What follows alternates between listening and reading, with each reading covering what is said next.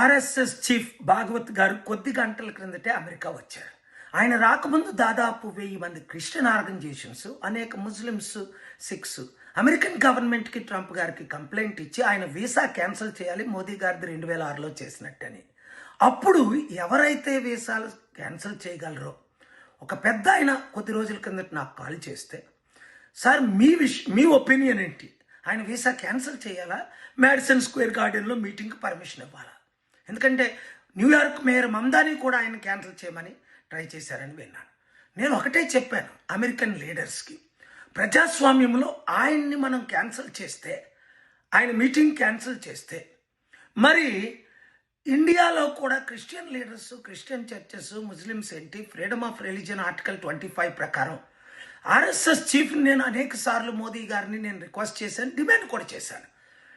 ప్రజాస్వామ్యాన్ని కాపాడండి, ఆర్టికల్ 25, 19, 21, 14 కాపాడండి, అందరికీ సమాన హక్కులు ఇవ్వండి అని. అది ఎఫ్సిఆర్ అయితే క్యాన్సిల్ చేస్తే అందరికీ చేసేయండి, హిందూ, ముస్లిం, క్రిస్టియన్, లేదా అందరికీ అవకాశం ఇవ్వండి. మనం అమెరికా రాకుండా ఆయన్ని అడ్డుకుంటే, మరి ఆయనే కదా BJP, RSS number 1 most powerful then prime minister కదా ఆయన.